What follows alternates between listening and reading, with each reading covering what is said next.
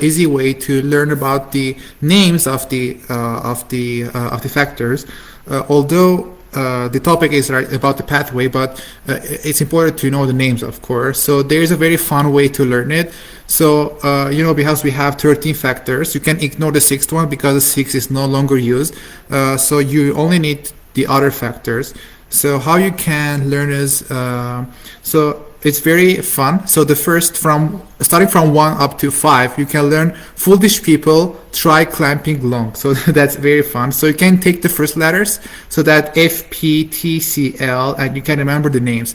So F is for fibrinogen. So that's the main factor who like genesis. It comes from genesis, that means creation. So that means this is the step that we're going to create the fibrin. So the fibrin is the main compound here. So the platelets can form the fibrin, and if we have some injury, so we have fibrin, and so the injury can be fixed. So we have P, people. It stands for prothrombin. For the third factor is thromboplastin. We have fourth one is clamping, so it's mainly the calcium here. So the fifth one is long, and there's a label factor. So I said no need for the sixth one. The seventh is slopes. So yeah, starting from 7 up to 13, we have this called slopes after Christmas. Some people have fallen. So that's how I remember. So again, I take the first. I take the first letters. So S is for stable factor. The 7th, the 8th is anti-hemophilia factor. A, and the ninth factor is Christmas. It's called Christmas factor. It has a second name, which is called anti-hemophilic factor B. The 10 is sum, which is a Stewart-Prower factor. So for the 11, again, it's people, but here it's plasma thromboplastin, and also again it's called anti-hemophilia C. So for 11 factor, it's A, same as Hangman factor. And for the 12th factor, it's fallen, so it's same as fibrin stabilizing. So 13, it's fibrin stabilizing factor. So basically, that's how I remember the names of the factor. But this is not our topic today. So the thing is that I identified as the pathway, because the pathway is very complex, as you can remember. So the pathway is always very complex. So because each factor activates other factors, so it's a pretty complex thing. But let us start the action, the adventure of the mathematics. It's very easy, it's very fun, and I guess we can start. So before starting, I just need to remind you that this lecture should be for people who already maybe passed this topic in their previous years, maybe as a student or as a healthcare professional. Because this webinar is for those people. So I'm not going to go into detail and everything. So I'm just explaining the pathway. So because I assume that you know it, so that's why I'm just going to explain the easiest way to learn it. Okay. So we have two pathways here. Okay. First one called extrinsic pathway, and the second one called intrinsic pathway. I'm sure you heard about those two. So basically, intrinsic pathway is a pathway. So when someone get injured and they have an injury in their tissue, so the direct action that their endothelial injured cells do, that's the intrinsic pathway. As for the extrinsic pathway, so that's simultaneously with the extrinsic pathway starts again when someone gets injured.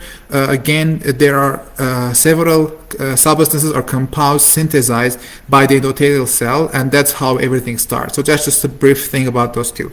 So I'm gonna start with the extrinsic factor. So let me write it down here. So let me remove it here for now. So I can't keep this here, so you can't remember. Yeah, so let me take the pen. Yes, so let us choose the red colors for the start. Yep, let me close this. Yep, so this is the extrinsic pathway. Oops. Okay. So this is the extrinsic. So we're going to start with the factor 3. So everything starts with factor 3 here. So 3, you remember, as per the slide here, you can see 3 is thromboplastin. So thromboplastin, because it's the extrinsic pathway, so the thromboplastin is synthesized by the endothelial cell when someone gets injured. So that's how everything starts. So now we're going to start with the mathematics. So 3, okay, so and 7. So 3 and 7. So which number you would add here? So you can, so 3 plus what? It brings to 7, and that's 4, right? So I'm gonna note 4 with this color, okay? So 3 plus 4, that's 7, okay? So that means that 4 is the calcium, if you remember. So that means that thromboplastin, with the support of calcium, it activates the factor 7. Okay, so that's very easy. 3 plus 4. So let me also write down the plus thing. So 3 plus 4, that's 7. That's so easy. So now we can continue here. So 3 plus 7, it's 10, right? So the pathway is here is 10. So let me take another color, and that's 10. That means, so 10, as you can see in the figure on the left hand side, the 10 is you can see it's the Stewart power factor. So that means the third factor, with the help of the calcium, 3 plus 4, that's 7. They're going to activate the 7th factor. And then the 7th factor would activate the 10th factor. So how you can remember this pathway? It's so easy. It requires only to sum a few numbers. 3 plus 4 is 7. 3 plus 7 is 10. That's it. Okay, that's so easy to remember. So this is I would say, the start of the movie that we have, the first scene of the movie that we have. So let's continue. So then I want to divide 10 with 5. So let me take this color. So let me divide this 10 with 5. 10 divided by 5, that's 2. Let me do it better. So 10 divided by 5 is 2. So what does it mean? That means that the factor 10, with the support of the 5th factor, so the 5th factor is the label factor you can see in the left hand side. So the 10th factor, with the help of the 5th factor, they're going to activate the 2nd factor. It is again simple math. 10 divided by 5, that's 2. So easy, okay? And then, after 2 it comes 1, so easy to remember. So that means that factor 2 will activate the factor 1, and factor 1 is the main thing, is the fibrinogen, and they will create the fibrin here. So let's imagine this is the tissue, and they're gonna create the fibrin here. And yeah, in case we have any injury here, we have a fibrin. So let me write the fibrin here down. Yep. So this is basically the extrinsic pathway. It's so easy. Just to revise again, 3 plus 4 is 7. So 3 with the help of the 4th, which is the same as calcium. So let me write calcium here. So you can see calcium is the 4th. So you can see here it's the 4th one. You can see it's 4th. So with the help of calcium, they activate this pathway 7. So pathway 7. So 3 plus 7 is 10. So we have activation of factor 10. Then 10 divided by 5 is 2. So with activation of 10, with the help of the 5th factor, which is a label factor, they will activate the 2nd factor, which is prothrombin. Then after 2 it comes 1. Simple math. So factor 2 will activate factor 1, and factor 1 by itself, they will develop the fibrin, and that's it. So that's the first pathway. So now you're gonna tell me, okay, we're done with this one. So how we're gonna remember the intrinsic pathway? I would say it's even easier than this pathway. So let's start about the intrinsic pathway. Just let me see if someone has questions in the comments. Oh, you can see Alexander has joined. Hello, Alexander. Yeah, and by the way, most of the people who joined, they are my students. So thank you so much for joining. They are students from Gulator University. I welcome. It's a great university that I started teaching them recently. Very good students. So now let's go back to our pathway. So now you're just gonna ask me, so like Mr. Kevork, so how you're gonna explain me with this simple mathematic about the intrinsic pathway? I'm gonna tell you if it's even easier than you think. So let's start with the intrinsic factor. So intrinsic factor, let me down on the left hand side. So that's int, that stands for intrinsic.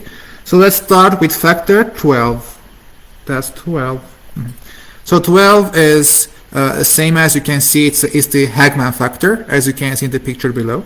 So very easy math. You just need to go one by one. So that means you need to go backwards. So what comes before 12? That's 11, right?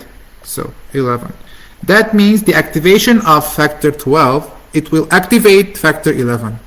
Then you're gonna tell me factor 10, but I'm gonna tell you stop, because we already used 10. Okay, so that's bye-bye. Forget about 10. So what comes before 10? That's 9. That means they will activate factor 9.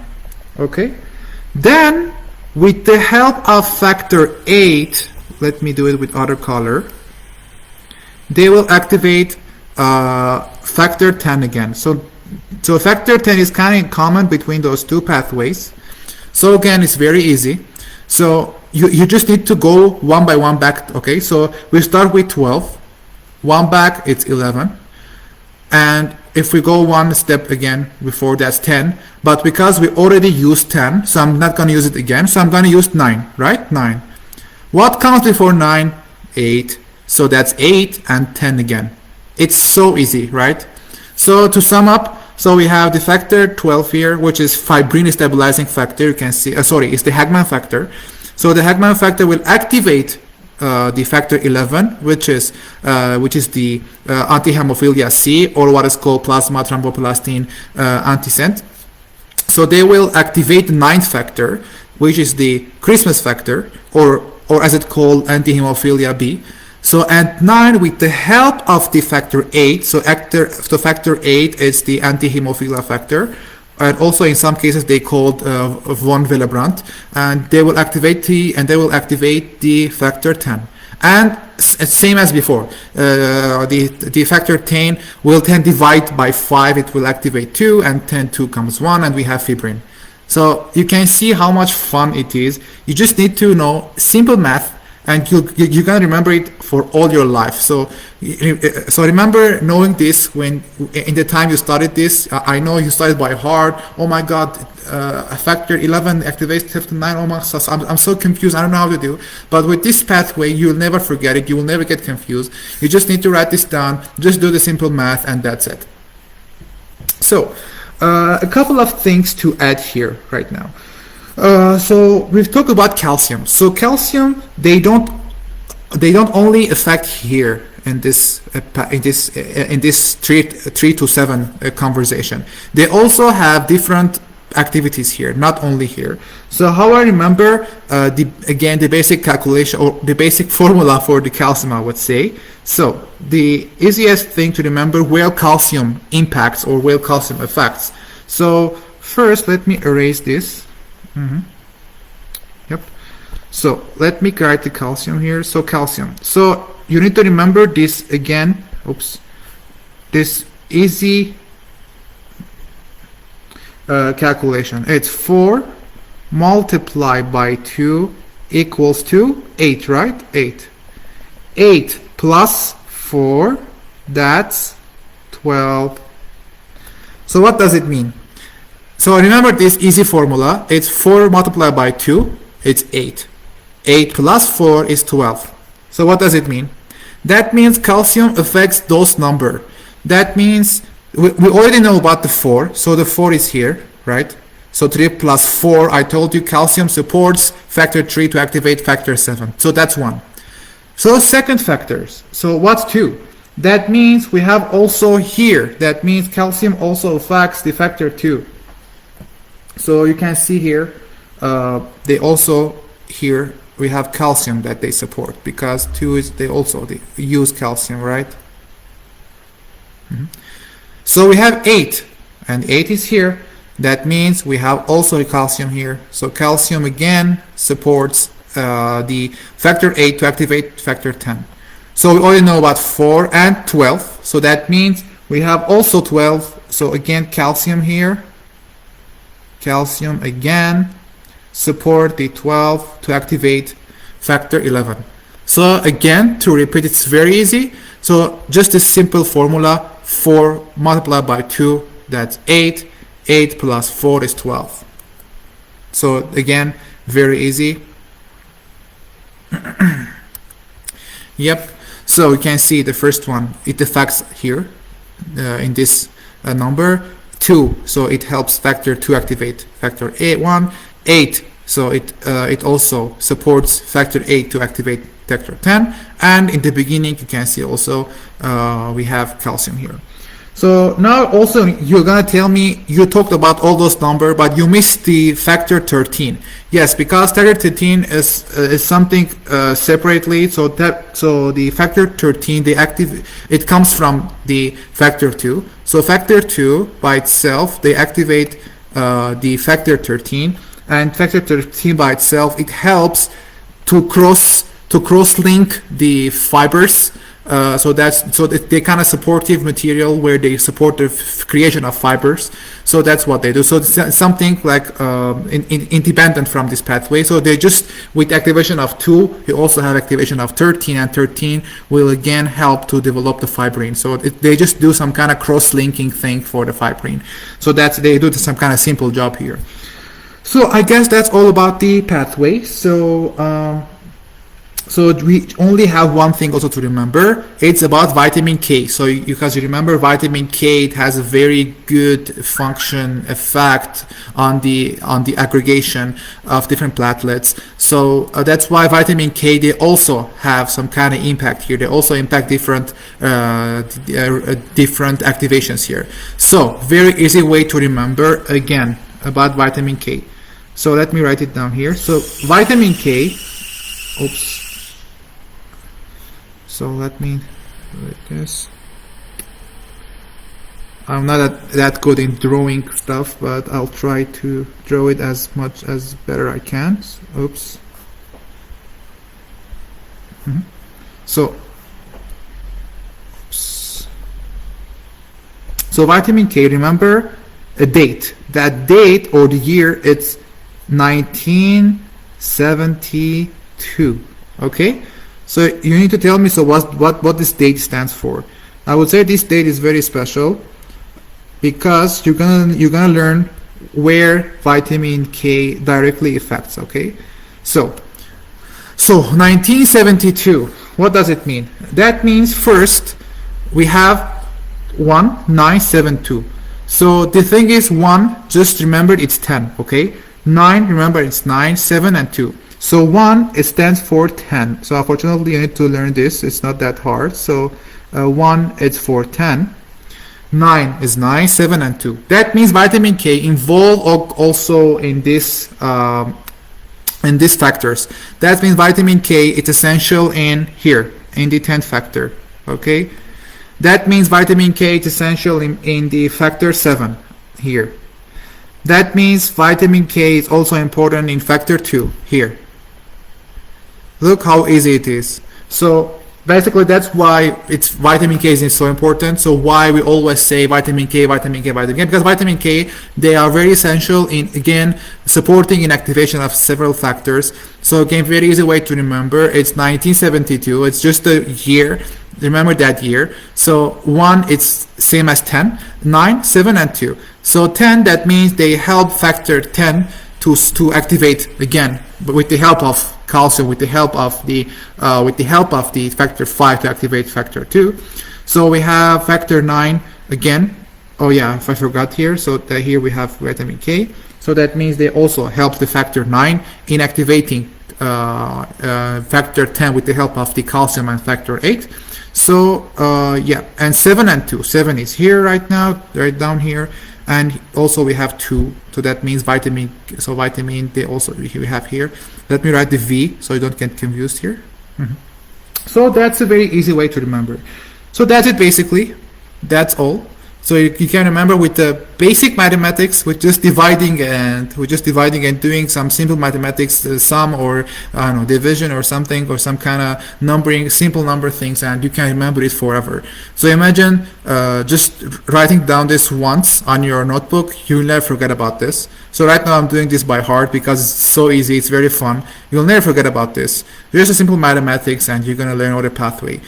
So that's it. So let me see if anyone has question before I wrap up the meeting or the webinar.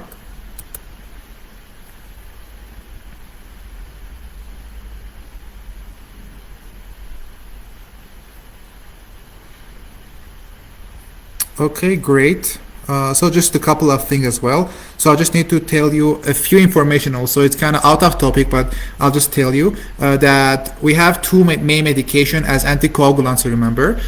So the main medication that affects on the extrinsic pathway, that's the warfarin. So you know warfarin is one of the main anticoagulants we have in the market. So warfarin, it affects on the extrinsic pathway.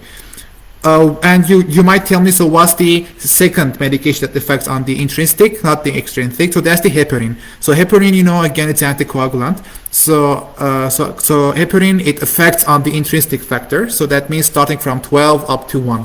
So so that's how they work. So they are anticoagulants. So that means they have the opposite effect. Okay.